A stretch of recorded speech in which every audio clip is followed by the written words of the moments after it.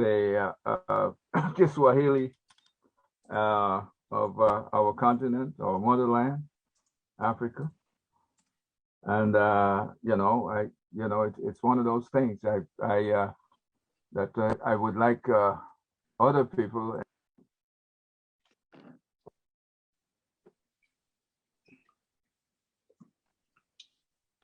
Your audio, Baba Mosi.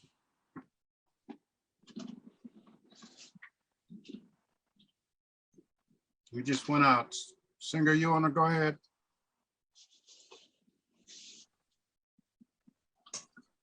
We just went out. Singer, you want to go ahead?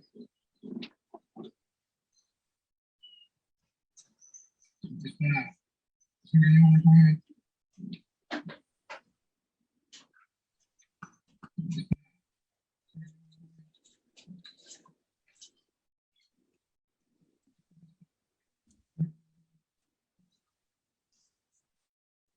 Okay, greetings, everybody. Apologies for the little tech thing. Baba Mosi should be coming back in shortly. Brother Congo, are you there? Brother Congo? Yeah, he's there.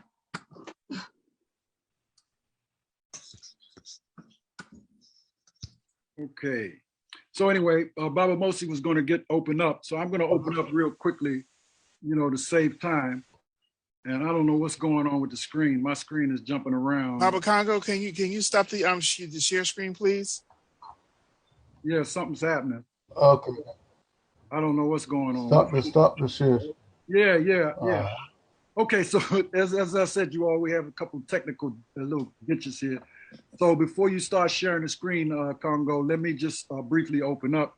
And I'm going to open up briefly for Baba Mosi while he comes back on. It seems he's having a little technical issue with his computer. So without any further ado, I'm going to say, not by might nor by power, but by the Spirit, saith the Lord of hosts, God of the right, our battles fight, be with us as of yore. Break down the barriers of might, we reverently implore, and stand with us in the triumphs of the struggles of the right, and spread confusion ever o'er the advocates of might. And let them know that righteousness is mightier than sin, and selfishness should not win. Endow us, Lord, with faith and grace and courage to endure it long we suffer here apace, and bless us evermore. Baba Mosi is coming back in the socket. I just did a quick opening. I'm Senghor Jawar Baye. I'm the First Assistant President General of the government of the UNIACL RC 2020. I'm going to turn it back over to our President of Division 330. I want to welcome all our guests. Baba Mosi, while you're having problems, I went on and did a short opening. So I'm going to turn it over to you so you can go ahead on and take it from here. All right, thank you. Well, let me identify myself first. Baba Mosi Matsimula, President of the Woodson Banneker Jackson Bay Division, UNIACL RC 2020 here in Washington, D.C. And we are starting this Zoom. If you don't know what it is, I think I need to give you a little reminder. Here is our poster here. This is what we are doing here. It's the West Papua Freedom, the ultimate campaign for victory. Notice that word ultimate, and I mean that seriously. It's the ultimate campaign. I think what's happening now is the final thrust towards the target of victory for the people of West Papua.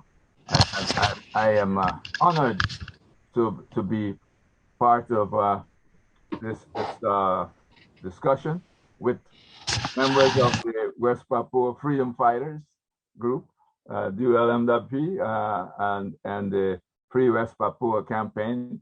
So I'll just identify Brother Raki App. Brother Raki App is a global spokesperson and coordinator for the Netherlands Free West Papua campaign. Am I correct, sir? Yes. Okay. We also have his compatriot, Marius Gwenda, who is the coordinator, the Free West Papua campaign coordinator here in the U.S. It's the first time he's been on with us, but I feel like I've known him because I've spoken to him a couple of times. And and tonight we're gonna have a great discussion. For those of you who have not been on the first discussion we had, it's going to be great because you know, we've got two young people, future leaders.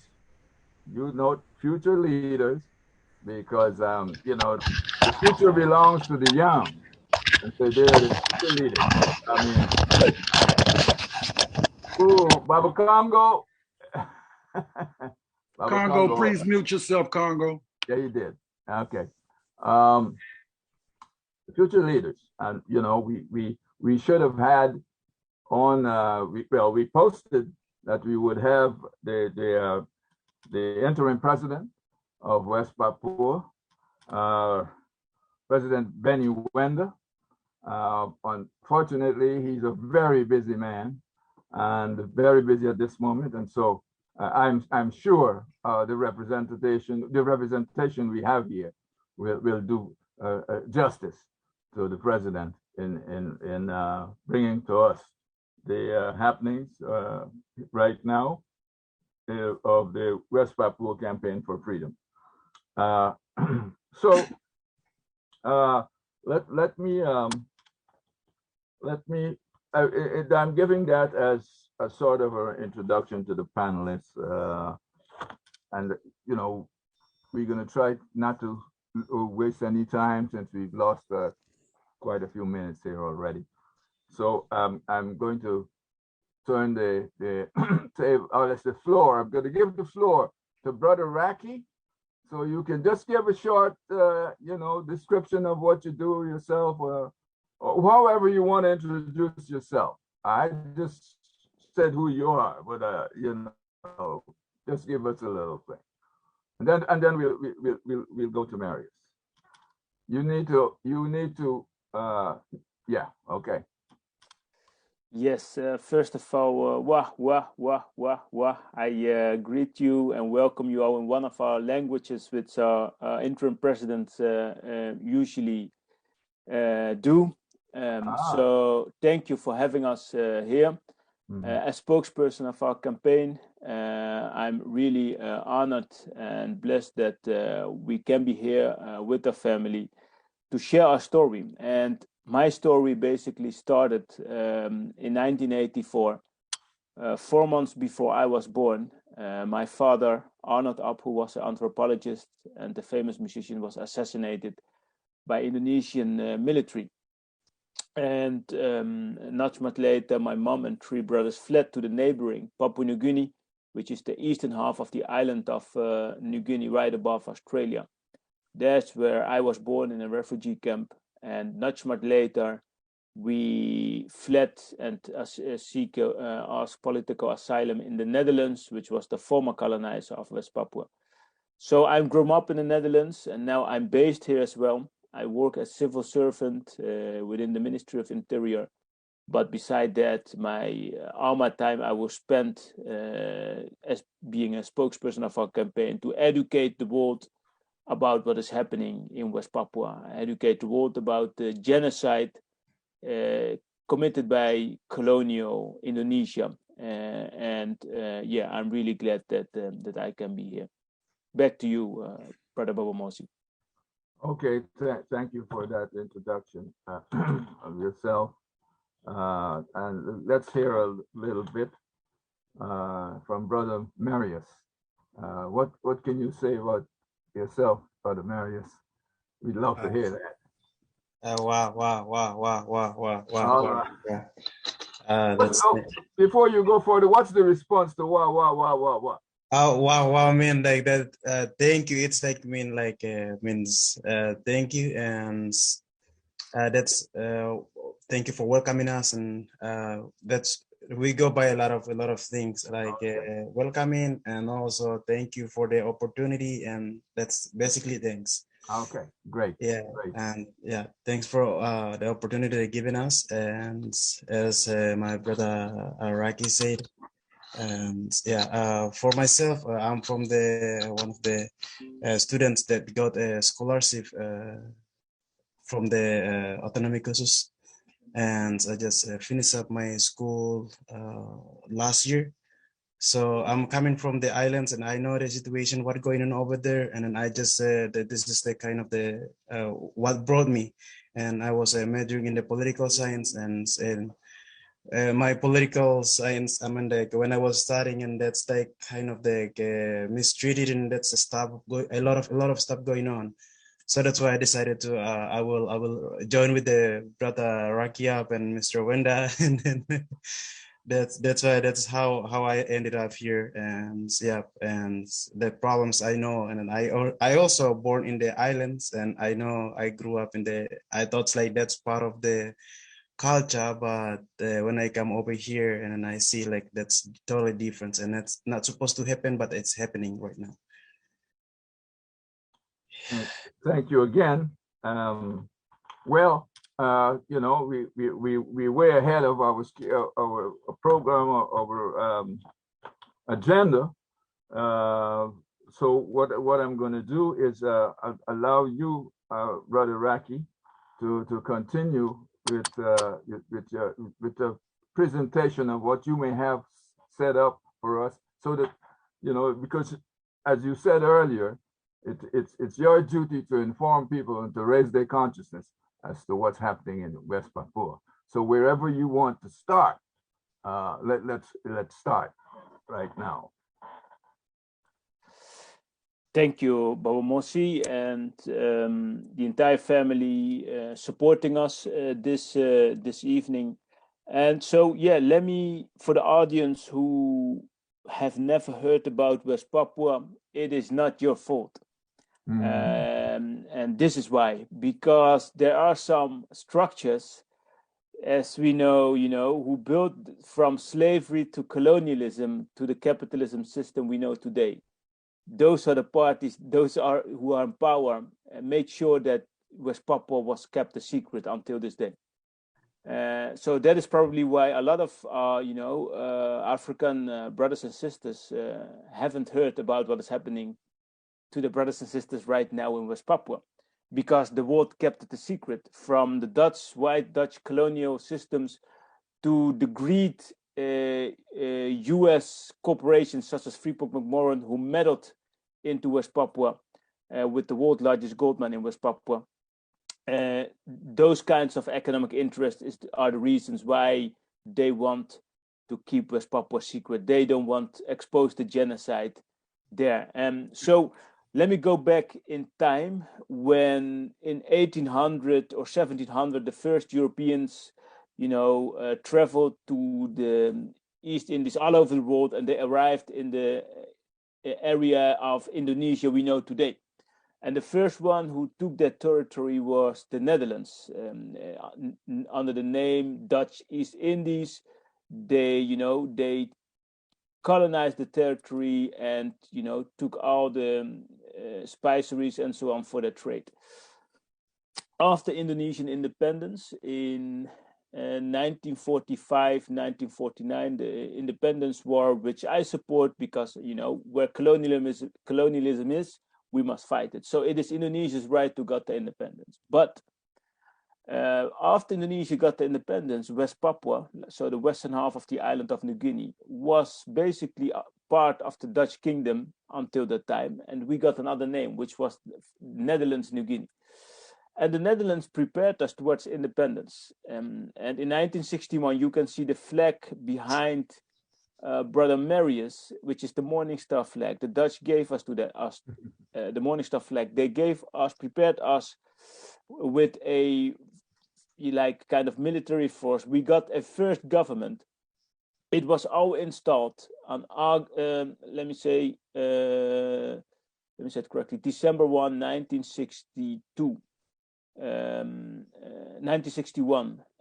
So we were ready to take control of our territory, but it didn't came that far, because the US meddled in an area which they described, we now know as the Cold War politics that Vietnam played at that time. So they didn't want that the Russians takeover of Indonesia. And so they forced the Dutch to hand over West Papua to the Indonesia we know today.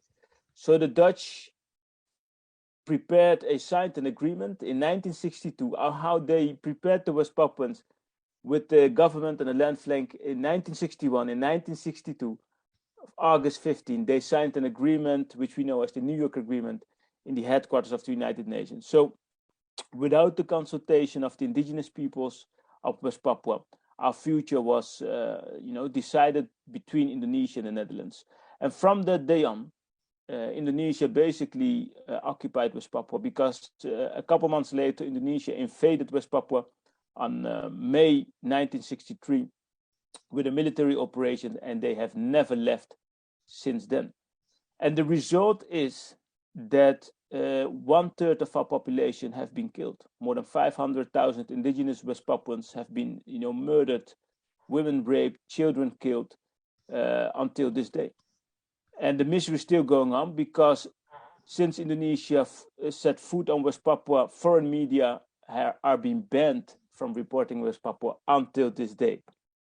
Who is allowed to come there are corporations such as Freeport, the world's largest gold mine, second largest copper mine, British Petroleum for the LNG project, and all kinds of other companies are more than welcome to extract our resources, to destroy our environment, and to kill our people. And that is the reality as we speak. And that is why our campaign exists. And that is why the United Liberation Movement was born. And that is why we are doing, educating people about the right of self-determination of the Black people of West Papua. Oh, thank you. In a nutshell, back to you. Thank you. Yes, thank you for that historical background. It's important that we make this known to people here, especially in the United States, and but also around the world, in the African diaspora, especially. And I'm saying that is not that everybody shouldn't know about this, but the fact is that colonialism has affected so many people all over the world. It's that we're in a situation where the priority is finding a solace for ourselves, and so it's hard to bring ourselves to think about others when we are in the same situation. But this is why we have the UNIA. Right? The UNIA is that organization that was formed to unite Black people all over the world, and that, believe me, Melanesia was not left out. It's as much as we're saying it, Negro. The word Negro is a word for Black, and the Universal Negro Improvement Association, which was formed to improve the lives of Black people on this planet. It's a global organization, and so when we speak of freedom and independence and improving the lives of Black folks, it means we have to work in a cooperative fashion with all Black people everywhere in order to do this. So I'm happy that you've given us that short history, and we're going to ask some more. I'm going to open the floor for other people to ask questions, but I want to first tell you that if you have any videos, you show the video of the geographical area where Papua is to Indonesia and Australia. There are people on here who did not see that, or people who probably will be seeing this forum on Facebook who may not have seen the other one. So if you can find it possible to replay that, it would be a good thing for us at this point. But while you're doing that, I'll go over to Marius and see Marius. I want to find out from you. You've been affected. You grew up in the islands. You've been affected by all this colonialism as well, and you are working here in North America to bring the consciousness of our people here as to what's going on.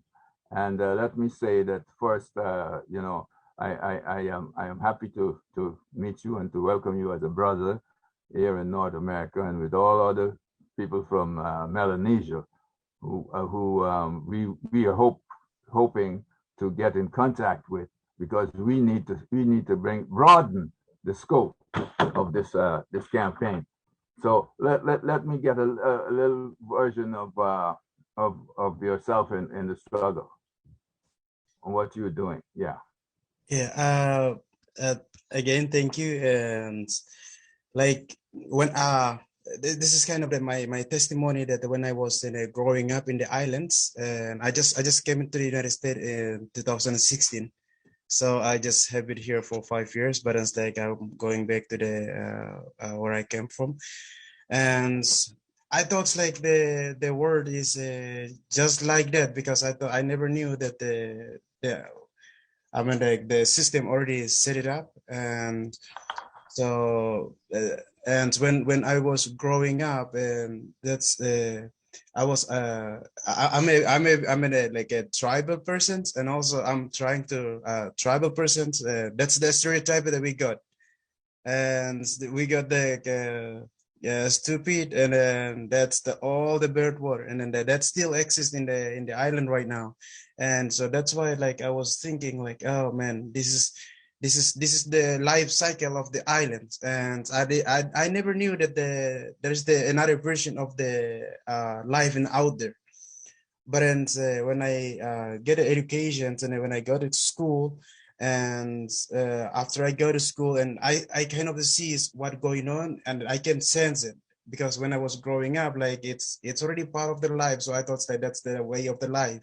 But then when I'm coming out, and then I see that's what really going on. And then like people, I mean like labeling us like we are like not really educated, and because not really educated, and what the other word that I can say that well, you're disrespected because of yeah, your color or because of your background. That they have little expectation coming from you. This is what Black people in this country has been suffering in the same educational system you're talking about.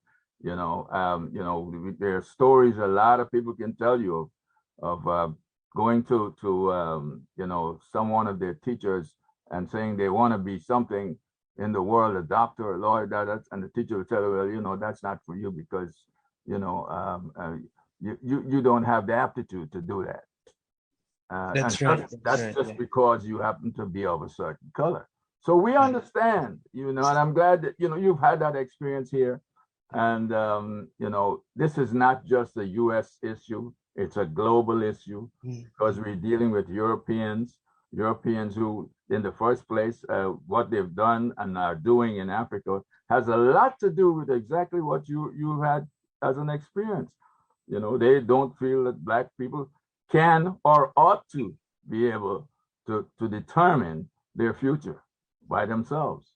So that we still have that issue: colonialism, neo-colonialism, military occupation, military domination. It's still there. And listen, we have to be together as a people. And I'm saying this as Black people world over. We have to, you know, don't figure out whether, you know, I am East, West, North, South, this tribe, that tribe, or the other tribe. It has to be a situation, and this goes for West Papua. I know West Papua has a lot of tribes, and we let's hope that we can bring them together.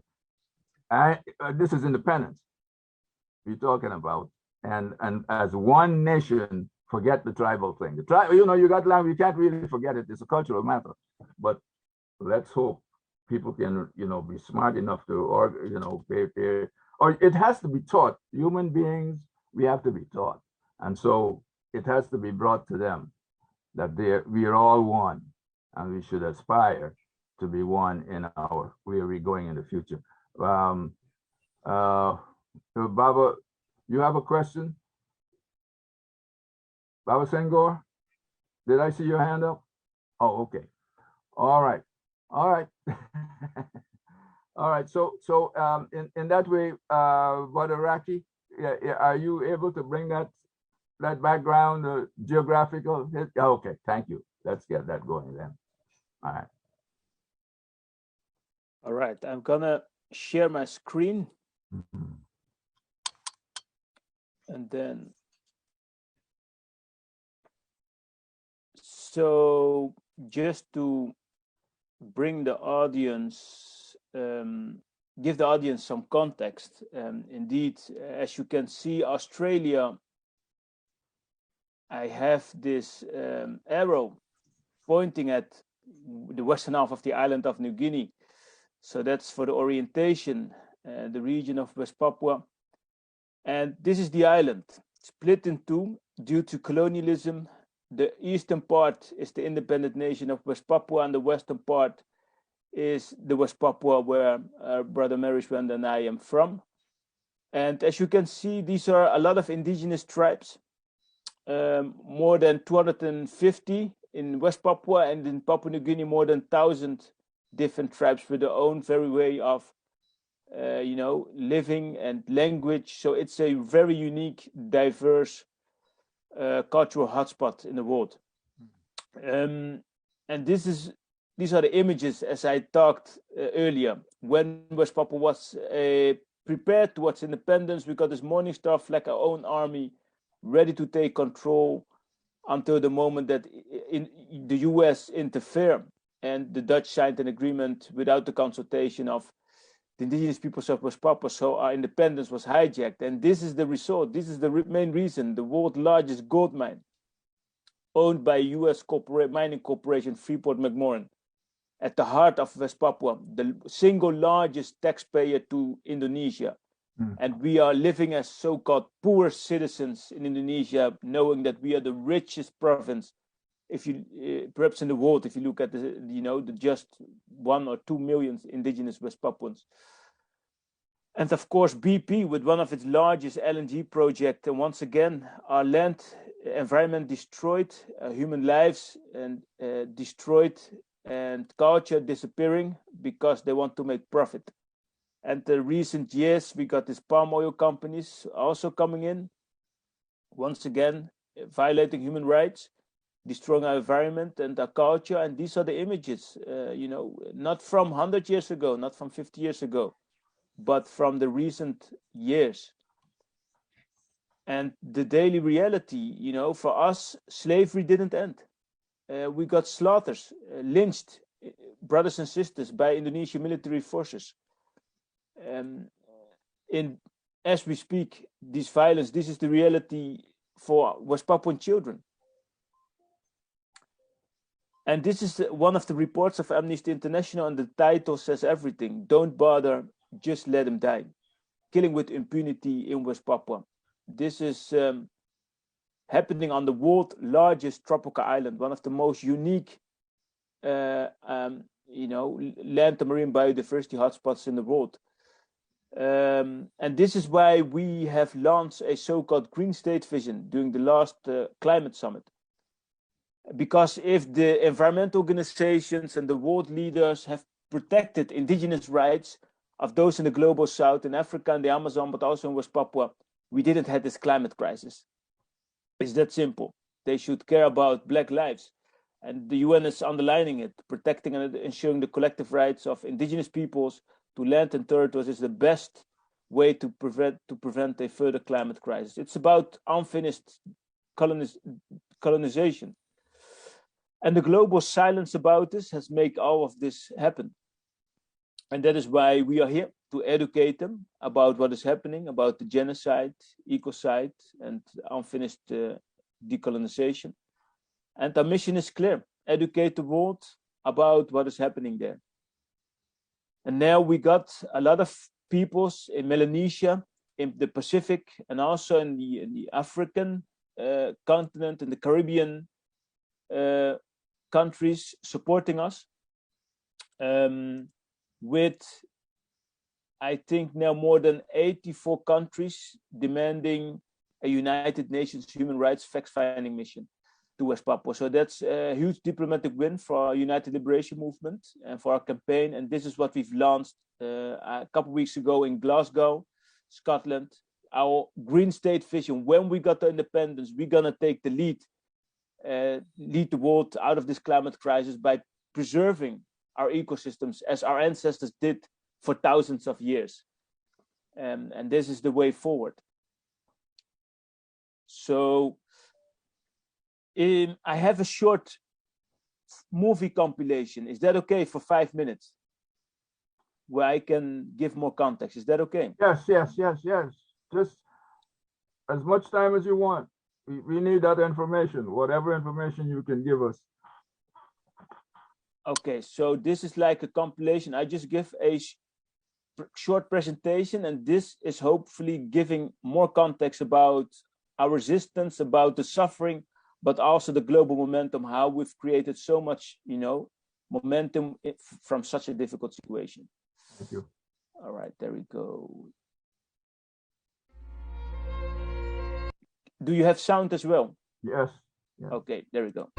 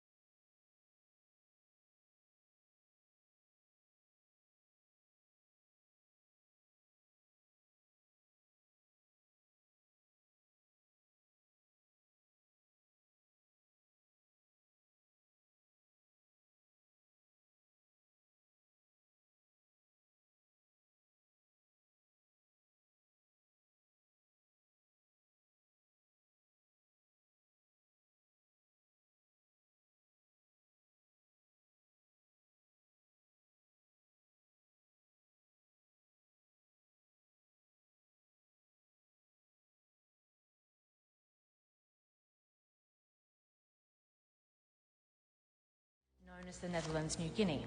In West Papua. West Papua. In West Papua. West Papua. In West Papua. Western Papua. Human rights violations in West Papua. We have left them behind some 50 years ago, when we, as a family of nations, noted their plight without much to add. Since then, the people of West Papua were never allowed a proper act of self-determination.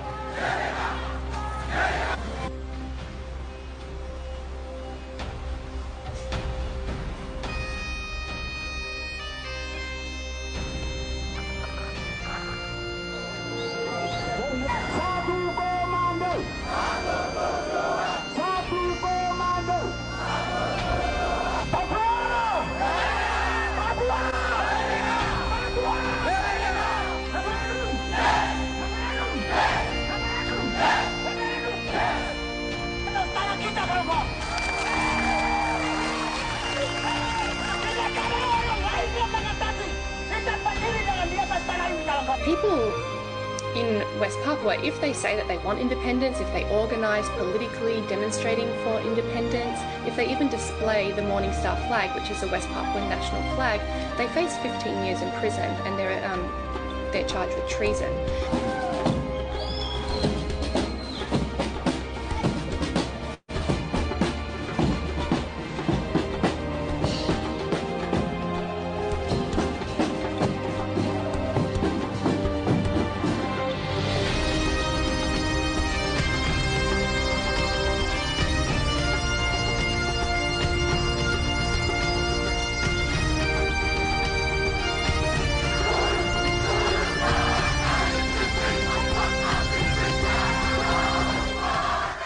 In one of the most remote parts of the world, the existence of an entire culture is being threatened.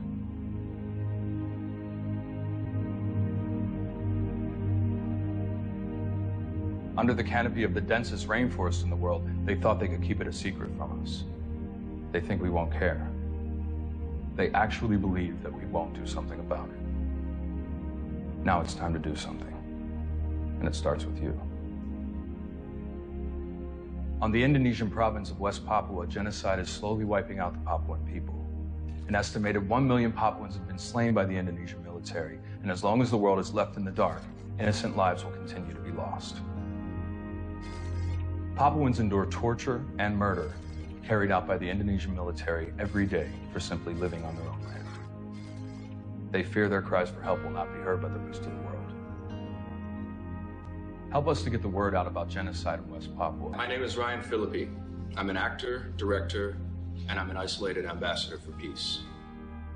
So many times we hear about atrocities occurring all over the world, yet we do nothing, believing there's nothing that we can do. But we can all take action. For a better world tomorrow, it starts with our actions today. We have the power to create change.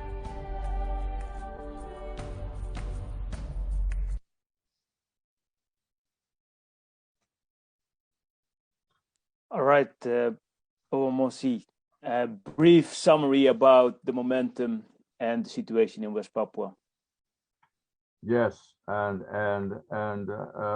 that was a message, a profound message that you know, if we are organized, we can do something about it. This is not something that, however, that we can leave for other people. Let's say we cannot wait for other people to do the job for us. You know, we have that actor who, you know, I think he's an American actor. He's come out as ambassador. He has empathy for the people of West Papua. And for me, I wish I can have something like that coming from one of our Black politicians here in the United States. One of our Black actors who is a prominent actor here in the United States. We need to have these kinds of messages coming from people who can have an influence on the population here in the United States so that they can do something, because vote counts, you know, and people are influenced by their stars. They're influenced by the most popular people. And if they can come out and support, and we know they've done this. They've done this for East Timor. Why aren't they doing this for West Papua? That's a question we need to ask. They're doing this for Palestine, right? Why aren't they doing this for West Papua? You know, they're doing this for other places in Latin America and elsewhere. But like that was mentioned earlier, this is a hidden consequence of colonialism. And we need to get this out of the dark. It needs to come to light. And, you know, as we leave this evening, I hope we can find a way. And we'll continue to work with you, my brothers. We'll do this because we know that this is but one little, you know, discussion, but it has to continue. This is only the second one we've had this year, but this is a crisis of a daily importance. And we just can't have it here and there. We have to have it coming out on a daily basis. You know, as it goes, if it's not in the mind, in the sight of all people, they're going to forget about it. So, you know, I'm thinking of things we can do here in Washington, D.C. as the Division 330, maybe starting a Washington, D.C. West Papua campaign with the permission of the West Papua campaign organization, with yourself and others. If we can start something in, it must say, we have West Papua campaign USA, and that supposedly covers the whole USA, but that's not enough. You know, we want New York, we want Washington, D.C., we want Philadelphia, we want places in the country that have the economic and political power to make politicians listen. And if that doesn't happen, just having somebody somewhere in LA alone, we're not going to get there. So, you know, let's hope we can put this together. And from this day, you know, we're going to start. I am going to start talking to people. I know quite a few people, and many of the people who are on here we know people here who can organize, and we got to work on this. So yes, and thank you for that. Now, the other thing is, you've given a background of that, but you know, I'm wondering if you have my hero is it what went his name I think is Wenda as well, General Wenda of the Papuan Army. He made a speech I think in July of this year. Do you have that in your files if there? No. I saw that on I think YouTube. It might have been YouTube. Yeah, I think yeah. I know which movie you mean, but I haven't got it. You don't have it, okay. Available, yeah. What about you, Marius? Do you have any of those things there? No, you're muted. Okay. Not really. Oh. I don't have it. Yeah. Yeah. Well, he made if I had, he made a beautiful speech to the people. I mean, it was a speech that very emotional and everything else. But he's an old man who wants it to be alive when there's independence, and you can hear that in his voice. And I'm thinking right now as myself, I'm not too young myself. Although some people may tell me different. But let me say, I would like to know I'm alive when West Papua celebrates its independence without Indonesian forces there. Because right now, okay, we there's a declaration, we know everything about it, and we had an interim president, but we want them out. And we've got to get these Indonesians out of West Papua. It's absolutely necessary. And I'm happy to open the floor for some questions at this moment. If anybody has questions to ask, okay. Yes, Baba Senghor. Yeah, well, I do have a couple of questions, but more so importantly, I appreciate your support the energy that you just reached out to our brothers, indicating that we are one. Any of us under oppression or the yoke of neocolonialism or colonialism anywhere is a strangulation for all of us. So if we do not stand firm, and I'm speaking, my brother, now as the First Assistant President General of the UNIA-ACL Rehabilitating Committee. The reason we call ourselves rehabilitating is because the job of Marcus Garvey and many of our ancestors is incomplete until Africans everywhere are free. So when we speak about Washington, D.C., even though I'm based here, we're talking about wherever Africans come into their consciousness that Baba Mosi is talking about, we're gonna make sure that they are aware that until our brothers and sisters get justice there, we don't have justice anywhere. And in fact, that's what most of our ancestors all spoke about, is that we have to be very clear that we are global people, as Baba Mosi has said. We're in the belly of the Babylonian beast here in Washington, D.C., but we're very conscious as Africans. We know who we are. And we understand that at some point, with our unity, we're going to make sure that the colonialism that has existed and the neocolonialism that still exists and the oppression and the force of forcing us away from our sovereignty and our right to control our lands is changed. So I'm like Baba Mosi, my brothers. I hope to be up this side of dirt when that happens. But even if we aren't, our ancestors are waiting and watching, and we will be ancestors waiting and watching and powerful, because we know we come from a great history. So we're going to win. The question is how soon? And the question is how quick can we get the apathy? And I want to just throw that out to you all. Baba Mosi has already opened the door, though, because when we speak about Washington, D.C., we're speaking about the whole UNIA. And I'm here with Baba Mosi, along with others on this call, on this Zoom, sisters and brothers alike. But we want you all to know that anything, in any way, we can be of assistance, not just through Zooms, any messages that you send us, we will do everything we can to get them out. And as Baba Mosi said, we know other people, but it is critical that we move now. 2022 has got to be the year of advancing awareness to Africans anywhere that are being mistreated. It's got to change. We got to reverse that paradigm. I'm very moved by both of you brothers.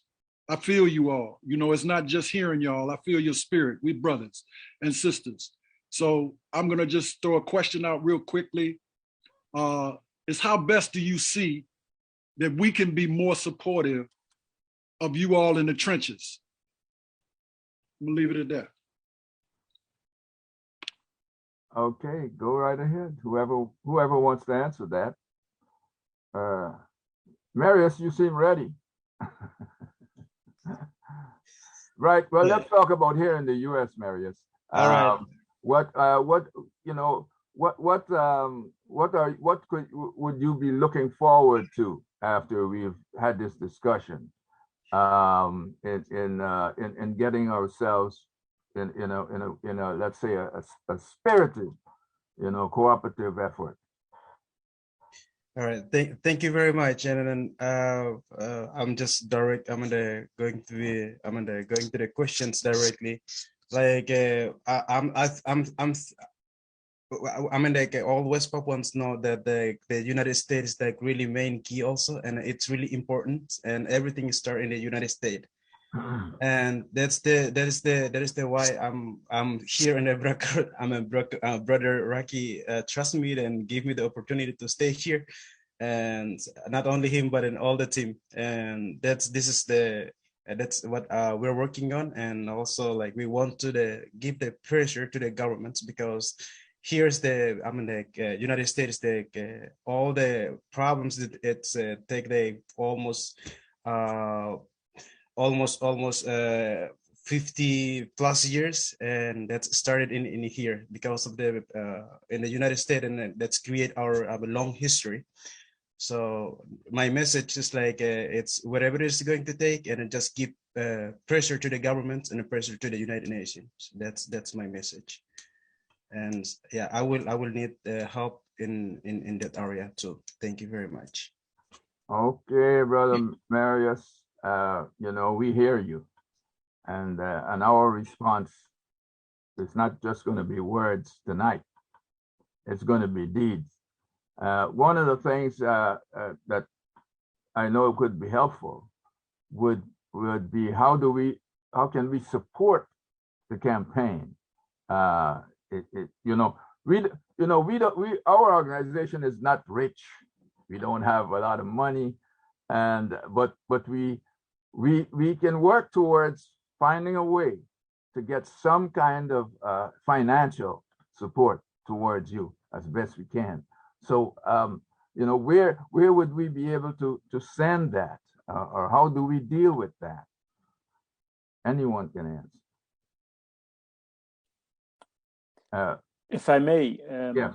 Yeah, Brother Mosi, and also regarding the previous question, just to add on Brother Marius, I think indeed understanding that the U.S. was the one who forced the Netherlands to hand over West Papua to Indonesia, and because of economic interest, we know that this U.S. mining corporation who owns the world's largest gold mine for 50% now. But as we speak, the current Biden administration is once again scaling up the military cooperation with Indonesian military and with Indonesian government. So we have seen the immense movement of Black Lives Matter, and we want to make this next level. Our brothers and sisters in the US have a huge, powerful position. And I think, your organization, the UNIA, can play a historic role in this by facilitating our story, our campaign in the US, in every city there is, to connect with all this, African diaspora, the Black Lives Matter movement, to educate them, to weaponize themselves with an even stronger story. Understanding the structures, what is, killing innocent Black lives in this justice system in the US, but zoom out, understanding what is happening across the world, that it is just a part of that system. So we can weaponize ourselves by educating each other about the system, destroying our people's lives from Africa 100 years ago until what's happening in West Papua. So that is where your organization can play an important role, and we would love to join events to empower each other and to move forward. Right. Thank you again. You're really giving us fuel to keep our engine going, and that fuel, it's the high grade fuel. Because I'm feeling emotionally, I'm ready. I'm ready to go. I think we had a question from Sister Mama Ya. Mama Ya, did you have a question? Yeah, thanks, Baba Mosi. I think Baba Congo had a request. I'd like to go after. He said he had a statement. Oh. Baba Congo, he sent a chat. Oh, I see. I don't have my chat open. I'm sorry. Okay, go ahead, Baba Congo. Greetings, guys. These are. I'm happy to see you all. I want to go back a little bit because the blacks that are traveled from East Africa past Australia, all those things, for over 30,000 years that archaeologists have been saying. Okay, it's not something that just happened. They were there when the Europeans got lost trying to find places. And we have to not just blame the US, we have to blame the UN. We have to get the African Union to come and join this, because it's not just in West Papua. They did the same thing to smaller islands like Diego Garcia.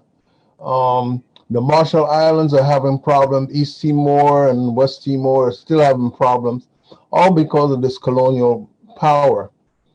And all of those places basically were black people, that ingenious people that could travel, millions of miles by looking at the stars. They traveled at night, which I find is really without a magnetic compass. Right now, they're suffering from all the garbage of plastic is floating all around their islands and the seas over there. And it's unfortunate that no media, black, white, European, Spanish, nobody talks about anything to do with the Pacific, except to advertise that they can, you can go to the beaches and they can drink exotic drinks or whatever. So anyway, I think this is a big struggle. It has to be when I saw those bulldozers, the bulldozers looked like they were doing what they're doing in Palestine and everywhere else, unfortunately. And I know you're small in numbers, but we're going to have to grow big, and we have to get every single black person of power, of prestige, of popularity by either the Hollywood or sports person or anything to bring this to the world. And we have to get Indonesia to stop, and United States to stop selling them weapons. I think that the Indonesian president has been here, or prime minister has been here, and then he also talked to Biden in Scotland. I don't know what they talk about, but it's not anything that I can see that can improve the lives of the people in Indonesia, unfortunately. I mean, in West Papua. Anyway, that's all I have to say. But welcome, guys, and we're gonna be soldiers trying to reverse this mistreatment of the genocide, because brother Rafi said that it was 500,000. Here, this gentleman that was on the video said it was 1 million. The place only have there's only like about 3 million people on the whole island. So you're talking about like 1/3 being wiped out. Yeah, not on the whole island in West Papua. The West Papua. Yeah. Okay. Anyway, that's all I have to say. All right. Then we'll go to Mama Ya. Thanks, Bubba. The only comment that I wanted to make in reference to the recent victory that brother and sister who belong to this this division won a small but mighty victory against the government and people who wanted to desecrate our ancestors' remains. And the victory that they won, it wasn't lost on me that we are not struggling against flesh and bones. You know, there's energies and spirits. We need to walk with the walk that defines who we are and what we can do and what we're supposed to do to reclaim the planet, because we're all in the same position in regards to this energy, the god of war, destruction, and everything against life and light and peace. And so we have this worldwide struggle that we have to claim as a victory, one by one by one. But we just have to do it because we're called to do it. So I give you blessings, and I want you to know I'm expecting the victory in this case and many others. Yes. Thank you, Mama Ya. Yes, that's wonderful. Yes, Mama Ya was speaking of a court case that we in the Universal Negro Improvement Association, as a coalition partner in what is called the Bethesda African Cemetery Coalition, which has been fighting against developers in this place called Bethesda in Maryland. They desecrated an African cemetery, and they thought by doing that, there wouldn't be anybody who cared. But that we have some members and the members of the Macedonian Baptist Church in that area who care. And they brought this to the attention of the authorities, some politicians who promised that they will help and all that, but then when they got into power, they just dropped the ball. But in any event, the struggle continued. And so we had a small victory in the courts, where the courts stopped this developers from doing anything else that is further desecrating the cemetery. So that's a small victory, and it shows that with determination, because that is what it took. It shows with determination, hard work, and the decision that you're not going to stop until victory, that you can do this. So listen, folks, that was small for us here, but it was a victory, and it's encouraging. And so it's encouraging to us because we're looking at you in West Papua, and we're looking at what is going on a global scale and on a national scale. And we're saying they're ignoring you. But if we work hard enough and raise the consciousness of the people, because this is not just black people who were fighting to get this thing. This is a coalition of people, and it included political people, it included environmental folks, and to get this done. And so when we say that we will work this out in DC as a vision, and then trying to start this campaign organization here in West Papua campaign, right? Free West Papua campaign, Washington DC, it's because we would like to bring those people in, like to let them know what's happening. We've got another fight that we can fight. So again, we have to understand that it takes work. It takes a lot of time from us, but we can do it. And so don't be, I shouldn't say don't be discouraged, because I know you're not. You've been fighting a long time. I know you're not. So we are encouraged, I should say, that the struggle will continue and until final victory. Now, we spoke also about small victories. Recently, I understand that in the Melanesian Spearhead Group has recognized West Papua as a full member. How is that going? Is that true, or is it in the application is still being reviewed?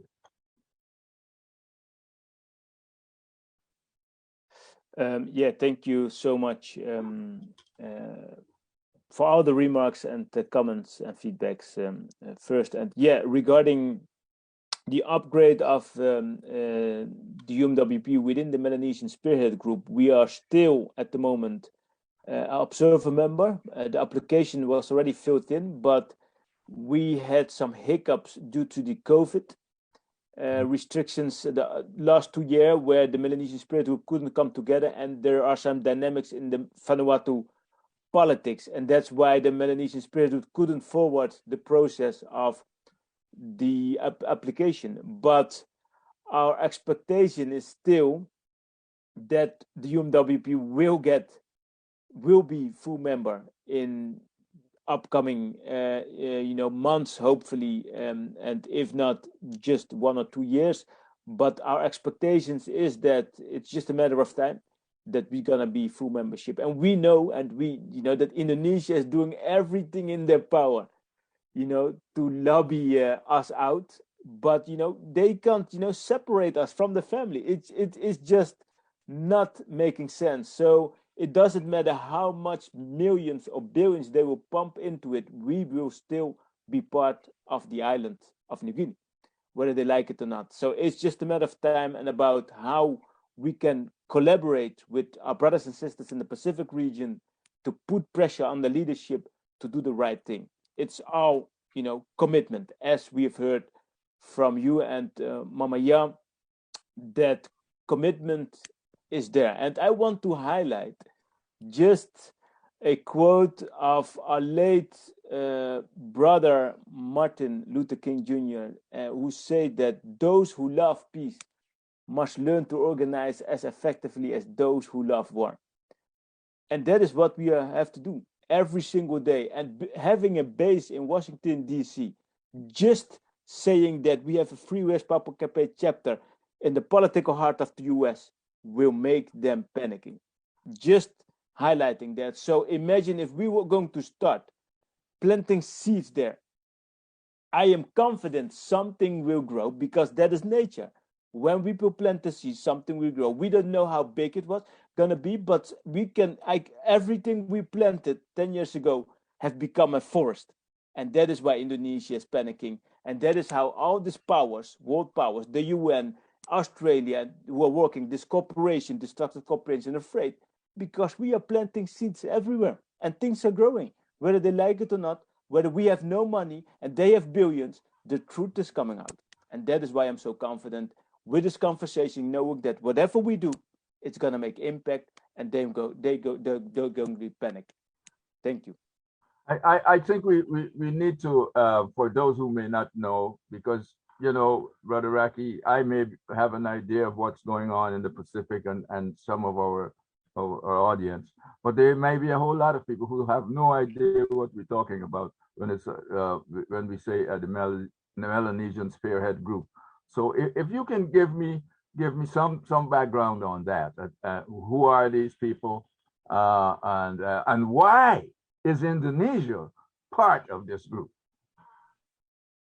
Because I just can't fathom it. You know, Indonesia is not Melanesian, but so give me your take on that. Did you hear the question? You're muted. Yeah, I got the question. So I just want to, let me see if that works. Just to clarify,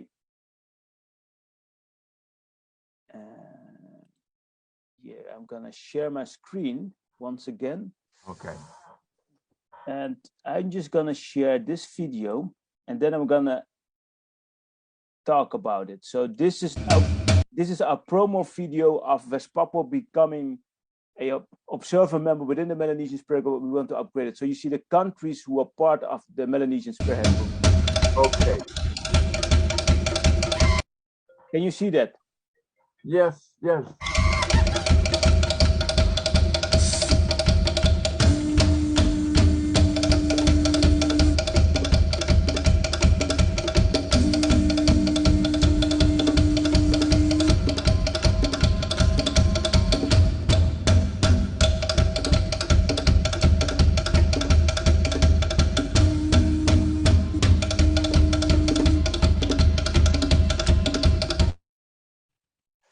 Okay, so this was our campaign several years ago.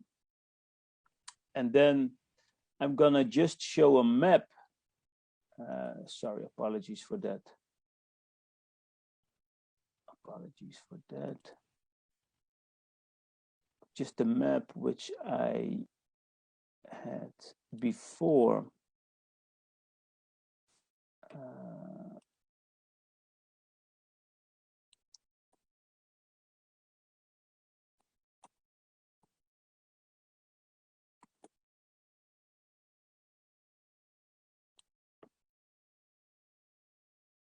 All right, sorry for that. Let me see. No problem. I dropped out on you without, you know, letting you know I may be coming in that direction. So, so no apologies necessary. Thank you so much. So you see the small map right on the right side. Yeah. So this is the area which we called Melanesia. So the Pacific has been split in several areas, which is Micronesia, Polynesia, and Melanesia. And Melanesia exists of 5 countries, which are Papua New Guinea, the eastern half of the island of New Guinea, Solomon Islands, Vanuatu, New Caledonia, which is still under French colonial regime, and Fiji. So these are the 5, you know, independent states who are part of the Melanesian Spearhead Group. And as you can see, West Papua obviously is the western half of the island of New Guinea. We belong to the family. So it is obvious that these 5 countries have accepted West Papua as observer member in the first place, as they did to New Caledonia a couple years ago. And our focus is that we are becoming full membership, but Indonesia is in the Melanesian Spearhead Group as well as associate member, but they can't be upgraded because they're not, you know, a Melanesian country, but they are there just to influence us out. That is the reason why they are there. They're not one talk, as you say, right? Exactly, they are not one talks. Correct, correct. So this is the picture about Melanesia and why we want to be in that intergovernmental organization. So we have a more political, you know, foundation to put West Papua on the agenda in the Pacific region and in the UN mechanisms. Yeah. I hope I answered your questions, Baba Mosque. Oh yes, oh yes. You know, because you know, some people may not even know why it's called Melanesia. But you know, the fact is, it's a European term that you know, they put in there. But as far as I'm concerned, Polynesia and all those other places should be part and parcel of it, because even the folks out there in New Zealand, and why is Australia not part of it?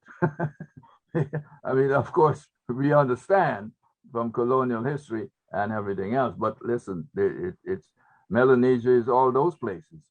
You know, originally,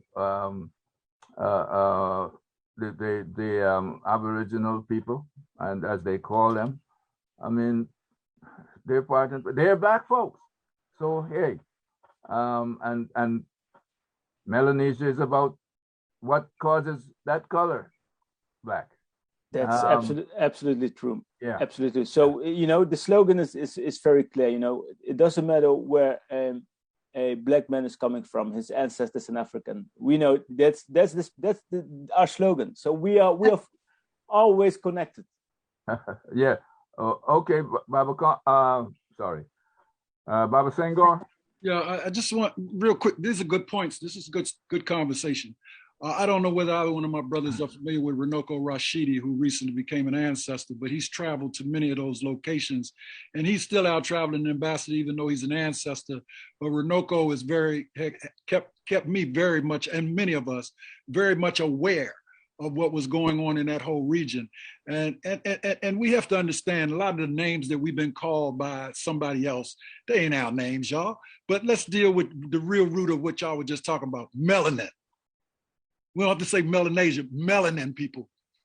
So, but the point I'm making is that we have to define ourselves. That's part of self-determination. We have to name ourselves, but we must reclaim ourselves. Too many of our brothers and sisters around the world do not understand that that we are majority people, and we have brothers and sisters all over the world. So I just want to remind us, especially for those listeners out there, no matter where you are in the world, whether you're in Washington, D.C., whether you're in the West Coast, whether or not you're in the UK, whether or not you're in Africa, listening to this and listening to us on Zoom, you can do something. And one main thing you can do is put your pen to power and push it and write. You know, send messages to all the politicians that may represent you in the areas you're in, telling them that it's ridiculous that they are not speaking out about the genocide and the murder and the killing that's going on with our brothers and sisters around the world. And I'm just going to leave you one word that Marcus Garvey said. Warn all the people of the world to be careful, because there are more trees in Africa than there are in the United States. I ain't no air in that. Y'all can read between the lines.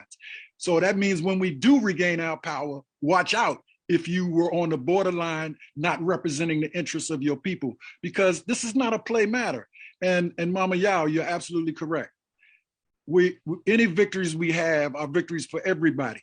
So yes, that was a small victory for our ancestors, but we just won some battles. We're still at war until we win the whole shebang.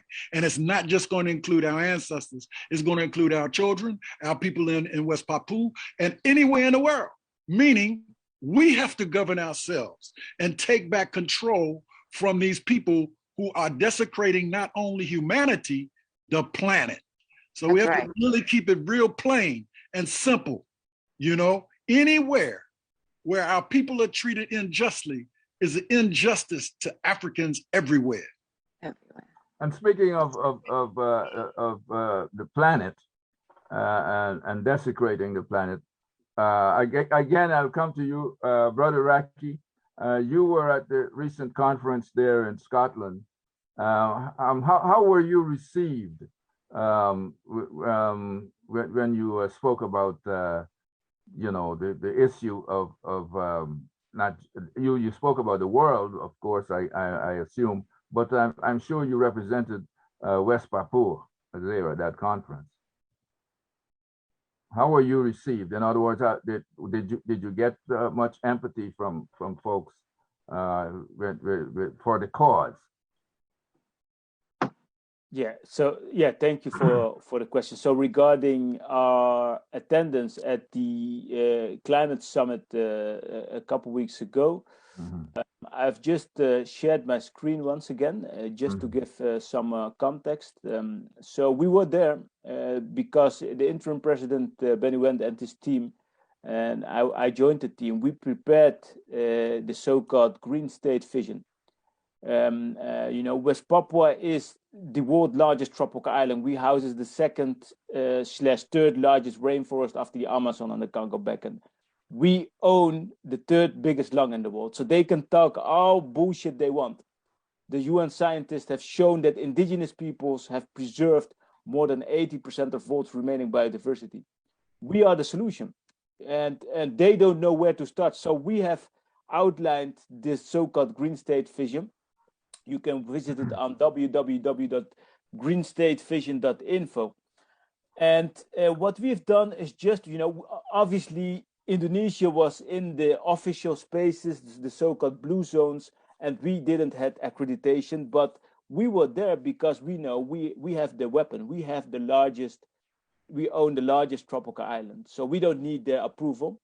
And we have lived there for more than 40,000 years in peace with that environment, preserving it. So we've launched it, and a law firm have outlined our values of the indigenous peoples, of all those tribes living in West Papua, how their way of life have preserved this crucial ecosystem. So a reason there was to launch it. That's what we did with our family from the Pacific who joined the panel, some other grassroots organizations, Stop Ecocide Change the Law, Global Justice Movement, and let me see, we joined, my role was to collaborate with all the climate movements who were there to educate them about the indigenous perspective, that the climate crisis is a colonial crisis. I brought them new narratives. I brought them the perspective, the root causes of the climate crisis. If they care about Black and colored lives, we didn't have this climate crisis. It's that simple. And if you look at the shells in Nigeria, it's all the same misery. This carbon emissions is about extraction on indigenous lands, on African continent, and so forth. So that's what I brought that. So we were there to launch it. I supported the interim president and his team during the launch, and we got some good coverage. And this is what the director of the Global Justice Now movement, who joined the panel, said about the Green State Vision. He said that the UMWP had created a more compelling vision of how to deal with climate change than anyone from the world's wealthiest countries gathered at COP26. We are not victims. We are climate leaders, and we know how to fill in all the science words, but they don't know where to start. They must start by giving land back to people of color, to indigenous peoples. That is the way forward, and that's what we've launched in Glasgow. We collaborated with the Pacific Island nations who were there to prevent, their part of as we speak, rising sea level are threatening their islands. It's sinking as we speak. So they're the frontline communities who felt, the sea life without contributing to it. It's Australia, it's the US, it's the West who are contributing or polluting, the climate. So we are there to educate them about the root causes of the climate crisis, which is about colonialism, capitalism, and racism. That's our story, and we have outlined this Green State Vision. So and from there the lobbying is starting to the world that we are willing to take the lead, but we need to get our independence, and we're going to show them how a climate solution looks like. Okay, my brother, but I feel for you, and I love your optimism, but the enemy is always full of tricks. So let's hope we can work around them, or whatever it takes, because gold, that gold mine, they will not be satisfied until they totally disembowel West Papua of all gold, or whatever precious metal or stone or whatever resource they have, because even now they may even find something, rare earth or something might be there, who knows. It's very hard for them to give up something that they have seized and are profiting at a great length. So let's hope that with the strength of unity around the world, and the consciousness of those people who want to save the planet, that there's hope. for West Papua's independence, as well as for reversing this desecration of the land that's going on there right now. So I thank you for that as well. And anybody has any questions here? Mama Ya again. Okay. Baba, I have a question for Baba Wenkel. Is that how I pronounce your name? Brother Marius. You're muted, Brother Marius. What is the first name, Baba? All right, my name is Marius, but that's automatically happened. That's I heard you say that. That's a West Papua name he's got there. So okay. Well, that's his Brother Marius. Marius. Yes. Okay. I heard you say that you grew up on the island. You have a mother there. Your mother's still there. Yeah. My mother in the islands, and my father also in the island. I'm only child. Oh, you're only child. Have you heard from your family since recently? It's last. I call her like once a while, but it's like last time I called her, but that's I couldn't get the what is that called? Maybe she doesn't have a service or something. So yeah. But so I get contact. I get contact with my family. Okay. When you do, how does she say things are progressing? Last times, this is what happening in the islands. We sometimes we call it like silent genocide and modern genocide and stuff that's happening in the back home. And my mom, she told me that because the last couple of months ago, one of my relatives lives with my mom, and then he passed away. And that's because of even though in the hospital, but we don't trust the hospital and stuff also. That's what really going on. Mm-hmm. So that's why he was kept at the house, and then because they were afraid to go to the hospital. So that's why I lost my one of my relatives. Mm. And that's really happening. And because sometimes if my mom gets sick, but it's really, really hard to go to the hospital. That's a lot of stories that I can share about it. And one of them get just nail in the when he stepped the nails in the feet, but people are losing their life when they go to the hospital. That's really serious that happening. And once that the brother Raki mentions that more than 5,000 people's dead. And that's true, that happening also from 2016, 17 until 2021. That's undocumented, it's still happening too. And we have lost a lot of leaders in the islands. And that's why I'm here and then trying to raise awareness with you all and need your help too. Yeah. What about the children? Education. In the education wise, that's Indonesian got independence since 1940. 1945. But it's we in the islands in the West Papua, we didn't.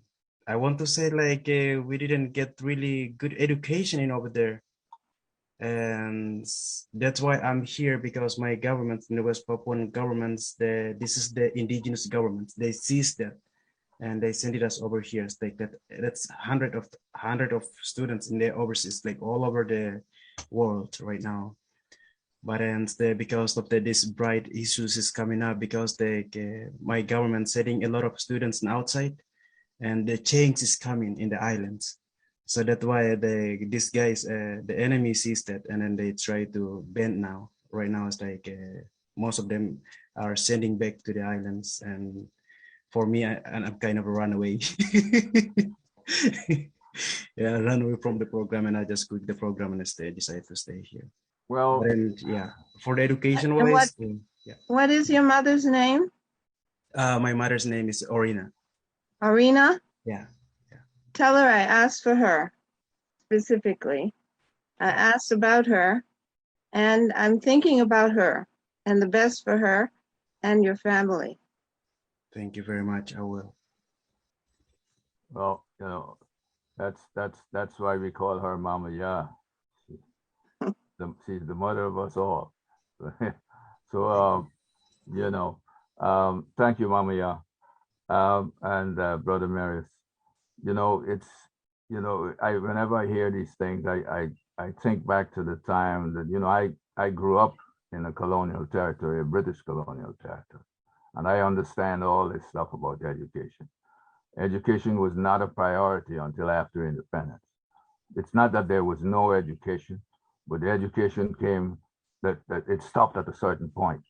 There was, you know, high school in what you would call primary school. It stopped like age 15, 14, 15. And then you either get a job somewhere or you apprentice with somebody or something like that, unless you can pay. There were high schools that were private. Unless you could pay, you can afford, I should say, unless you can afford to pay to send your kids to school, high school, there was no education above that level.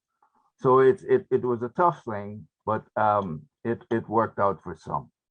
And so, you know, there were times when you got one scholarship a year out of the colonial government to send somebody to a university in Britain or somewhere. You know, it was that sort of thing. So you had, I went to high school for a certain time and couldn't afford it anymore. So what I did after that was I did correspondence courses from schools in Britain. So that's how I further educated myself. But I understand when it comes to education in a colonial place, the Dutch did not do much educating prior to you. They didn't even think you were going to be independent until they were forced to. But I understand that. So there's a lot of work to do. Yes, sir. Yes, Babu. No, I just want to clarify some things. I mean, I hear you all, but let's be very clear. Let's don't forget Dr. Carter G. Woodson and Asala, the miseducation of the Negro. You know, I know many people that got all kinds of degrees and they're not educated, at least not from an African perspective. And I grew up here in Banneker City, Washington, D.C., and I had all kinds of opportunities in so-called public education in college, et cetera, et cetera, et cetera. But until I became conscious and started studying from an African perspective, I didn't know nothing. I'm gonna make it very clear. They have these schools, and it's good to go to school. It's good to get basic education. But let's be also clear that while they are miseducating you about who you are, they are programming you to be a laborer rather than a human. And I want to make that absolutely clear. Until we control our own self-determination, when we use the word education, we need to be very clear. Yurugu never strive to educate us of who we are. In fact, they are not educated to how to even take care of the planet, as we just heard. So we need to be very crystal clear. And I understand, though, what you just said, though, Baba Mosi, about colonialism. But growing up in Washington, D.C., and having parents and grandparents that grew up here and got good degrees and all, they'll tell you the best way they got educated about Africa and who they are was not in their school systems. It was at home. And I just want to make that profoundly clear so all the listeners are very clear.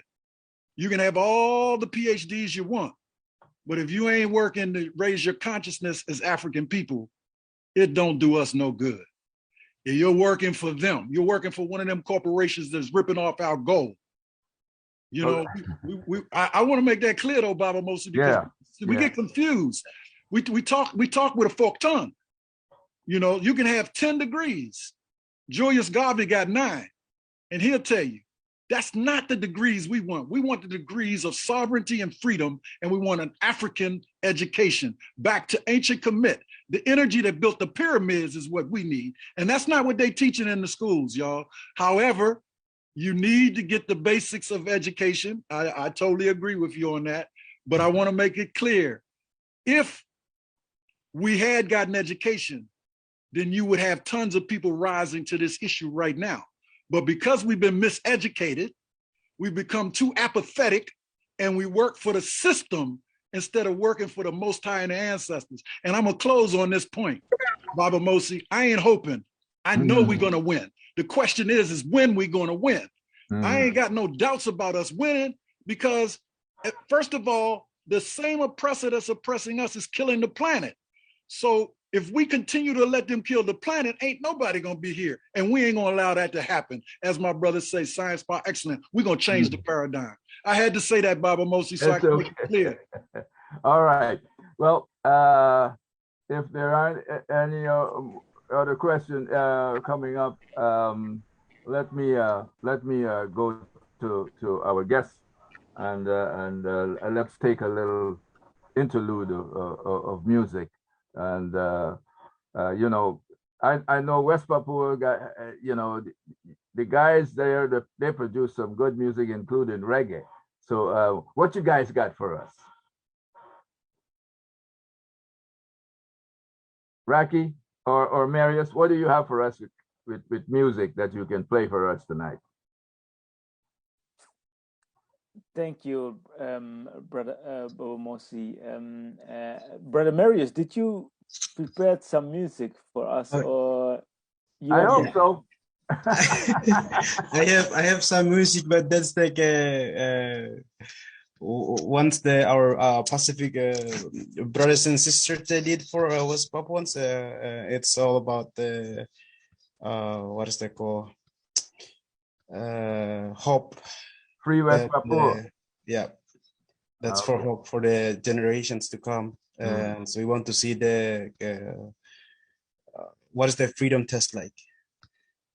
All right. So, yeah, I think. Okay.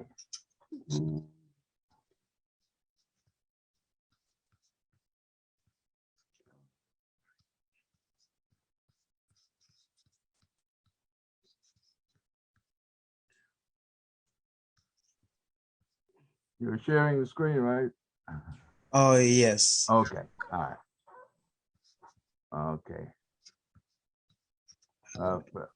While you're doing that, I'd like to say that you know, that when it comes to music, you know, that beat, that reggae beat that I see that's being played all over Melanesia, it has a source, and that's the heartbeat of the Melanesian people, and the Melanesian people, not just in the geographical Pacific Melanesia, but the Melanesian people everywhere. So you know, that music is great, and Marius, you seem to be having some problems here. I can reply in the meantime on the question of Baba Congo about intelligence, security, spies of Indonesia. Yeah, they are everywhere. In Glasgow, they were following us. They were disrupting our launch event. They were following us. So they have eyes everywhere. Yeah, so trying to disrupt our activities, but it isn't working. We are making momentum, and they have to get used to it. And regarding the UN, yeah, we are trying to scale up the UMWP's position internationally, but we need the governments and especially the African Union to make firm steps in facilitating the United Liberation Movement. And that's a constant process of lobbying. Absolutely. Okay. Does it work, Marius? Otherwise, I can share a song. Does it work? Go ahead. It's already here. Go ahead. Yeah. All right.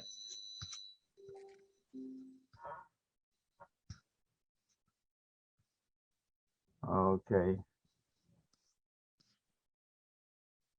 It's playing now, but your Wi-Fi is kind of slow. Is that what it is? I think so. Oh, okay. There it comes.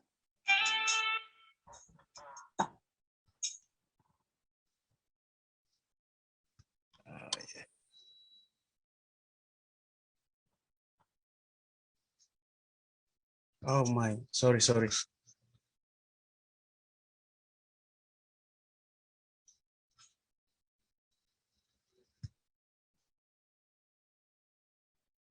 slowly coming up, but it is. Free, yeah, that's the. I think that's the one I was talking about. That's the Free West Papua. Yeah.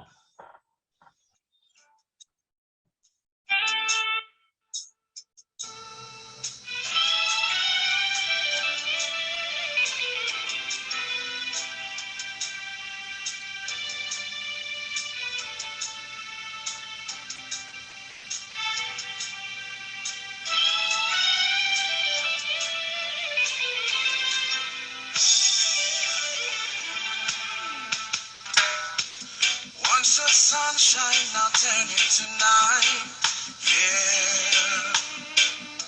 Hope has gone, still waiting for a brighter day. Somewhere beyond the mountains and valleys, you can hear the children crying, with tears falling like rain. Still waiting for the rising sun. I'm staring at the horizon. Let's join hands with Melanesia and pray. Free West Papua, America.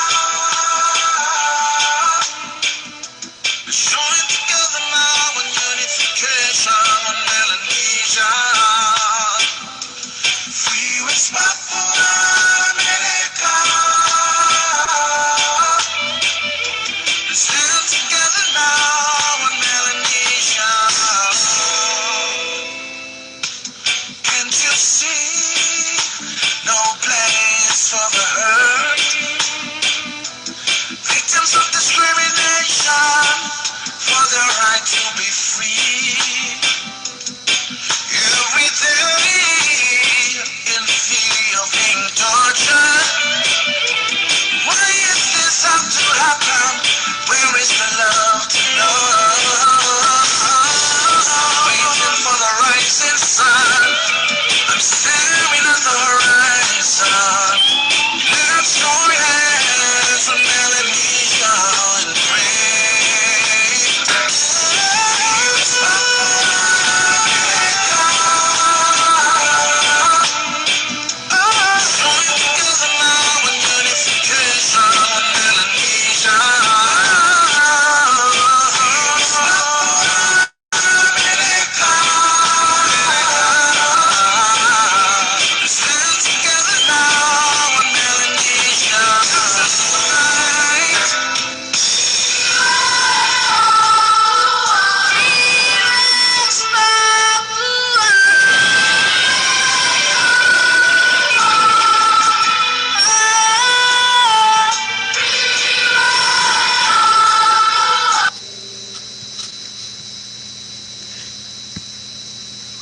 I think that's it.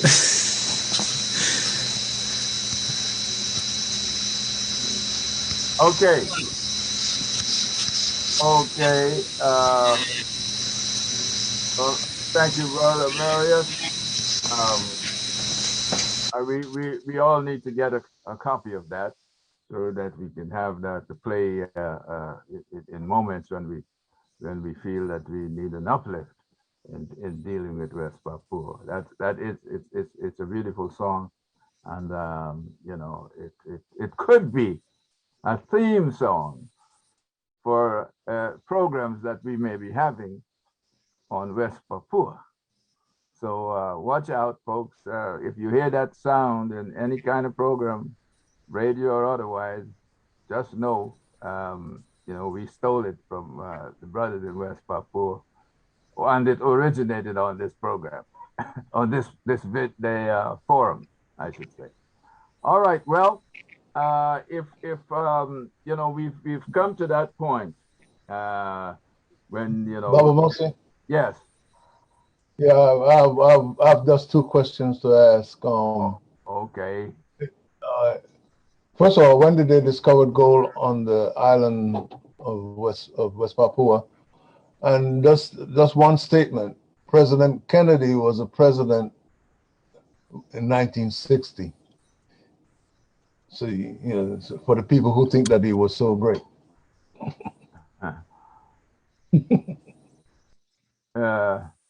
Raki, can you answer that? Yeah, absolutely. So the circumstances of the referendum the so-called referendum, which the United Nations, on the supervision of the United Nations in 1969, where just 1,026 men were handpicked on gunpoint to vote for integration. 2 years before that, the US government supported, on the leadership of President, at the time, the late President Kennedy, supported this Freeport-McMoRan to sign a contract with the Indonesian government in 1967, to the contract of this Freeport-McMoRan. So 2 years before the United Nations facilitated referendum, the US were already signed a contract with Indonesia about the world's largest gold mine. So the outcome of the referendum was already made. West Papua must stay part of Indonesia. It was clear. So that is the answer regarding the question of Baba Congo. Yeah, they already knew that gold was there. Believe me, the gold was there. The exploration probably went on even, just after the Second World War. Yeah, because they were all over that place. This is not unusual. This business of stealing from the people, indigenous people. This has been going on for a very long time, everywhere on the planet. It's nothing unusual. So we don't have to be surprised that the president of the United States would do anything like that, because he comes from that ruling class, so it's not a surprise. And we even have it right now. We have issues in Haiti. There's gold in Haiti, and the U.S. has built a very large embassy in Haiti for God knows what reason, other than maybe it's what they've got on the ground, and they need to protect it. It's the reason why we have oil wars, the reason why we have environmental issues all over in Latin America with oil and spilling of oil, and it's terrible. But anyway, I thank you again, brothers, for being on with us. And Brother Raki, I know you it's now probably what, 3 o'clock in the morning almost. Yeah, and I think we've used up enough of your energy, and we we just got to be thankful that you were able to be with us for that long.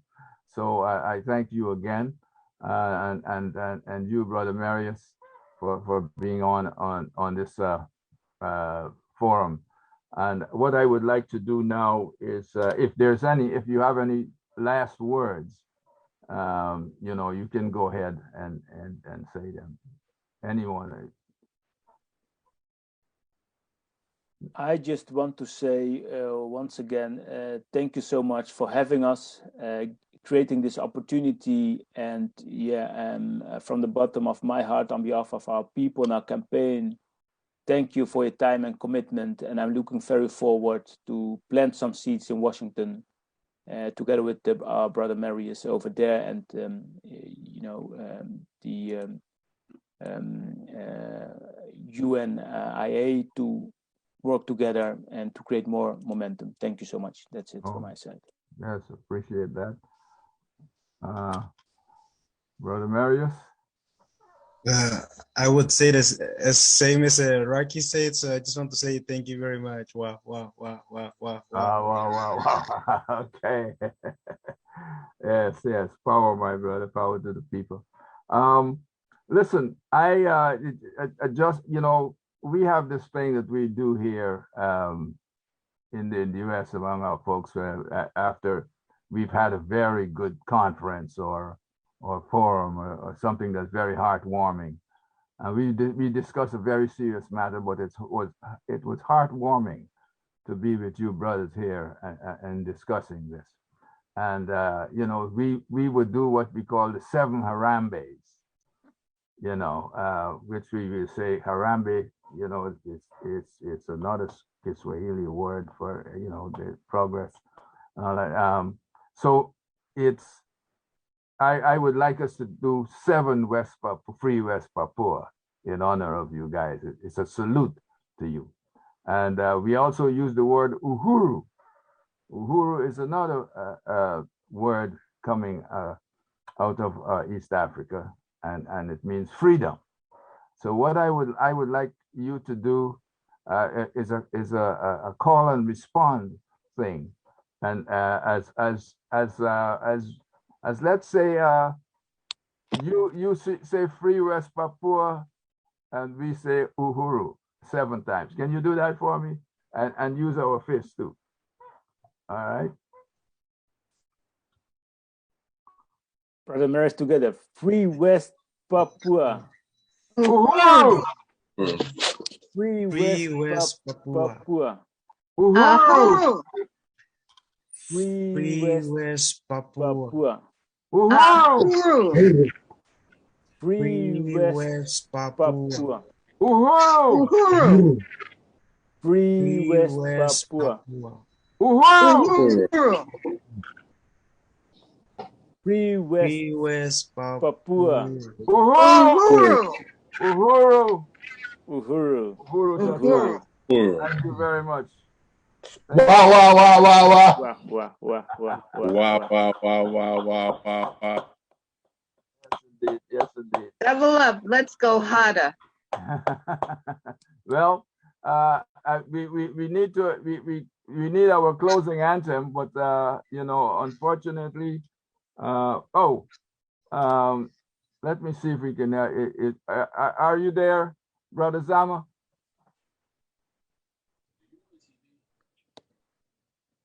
Do you have it? Well, he probably didn't queue it up, but the share. I'm not even sure he's still there. He's what it is that you know, our engineer is not on site. He's not at the technical desk at home. He's doing something off site. So you know, he probably doesn't have the ability to share that with us right now. But you know, our closing anthem is usually the Ethiopian, universal Ethiopian anthem. Do you have what is the anthem? Do you have the anthem for the freedom fighting anthem, the West Papua anthem? I know there's one. Do you have that on file? You can play for us right now.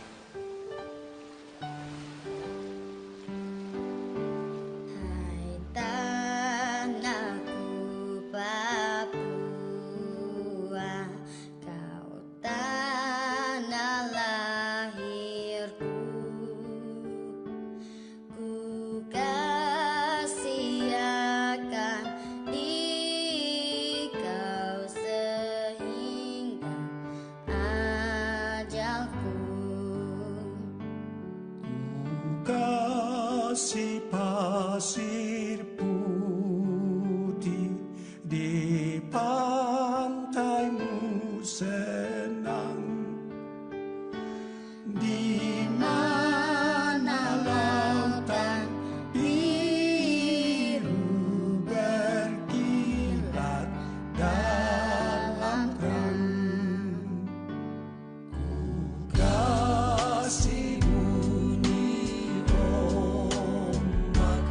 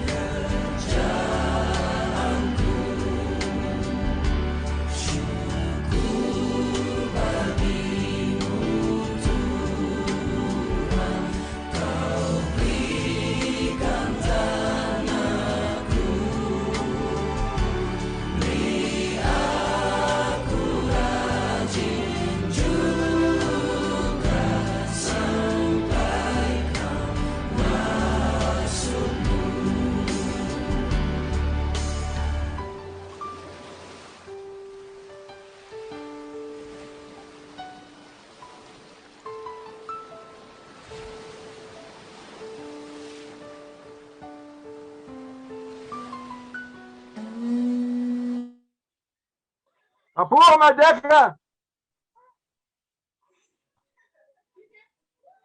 Thank you very much. Thank you very much, all. Until next time, it's been a pleasure. And again, Papua Merdeka, let's do this work to get there. All right. Thank you very much. I thank you all. I thank the engineers. I thank Mama Ya. Glad to see you were on with us. Mama Tendai, Sister Margaret, Brother P, Brother James. You know, this is a program that's now being it's going to be on for those people who were unable to be directly with us. You know, it's on our Facebook page, and you can review it there as well. So again, peace and blessings. One God, one aim, God, one destiny. one destiny. All right. Thank you, Baba Congo. Thank you, Baba Mosi. All right. All right. Peace and blessings. Have a good night. Yeah. Rest well, Thank you. Brother Raki. Very good, very good. Okay. All right. I will go to bed. Thank you all so much for having Yeah. us. It was a pleasure and honor for us to be here. Very welcome. Stay You're blessed. very welcome. We keep in touch.